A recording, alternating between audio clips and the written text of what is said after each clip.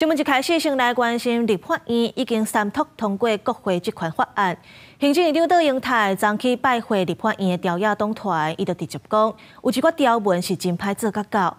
那行政院敢会提出复议呢？杜英泰虽然无讲明，不过伊嘛强调讲，会依照宪政的定数采取必要行动。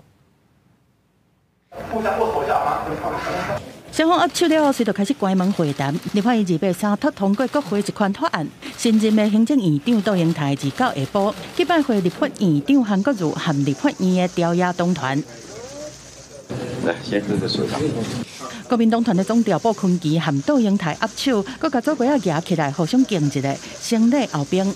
但刷倒来讲话，双方是拢无得客气。鲍坤基是批评蔡政府的执政，杜英泰嘛讲，随着立法院来问了后，会审慎研究安怎善尽宪政机关的职责。过去的8年，在蔡英文前总统带领之下，民进党一党独大，85%以上的法案都是强行表决通过。当中条文有部分是对于未来在执行上是有窒碍难行之虞。只要行政院依照宪政的程序做任何的行为，我希望大院都不要把它当作是一种对大院的不礼貌。杜英泰强调讲，伊会用平常心来准备31日的施政报告和总质询，让大院清楚看到新队各团队对国家未来的计划和愿景。另外，民众党团那边是因为立委的行程歹调整，这摆无予杜英泰来拜会，会另外搁约时间。不过，对检察院批评国会这款法案已经涉及违反权力的分立，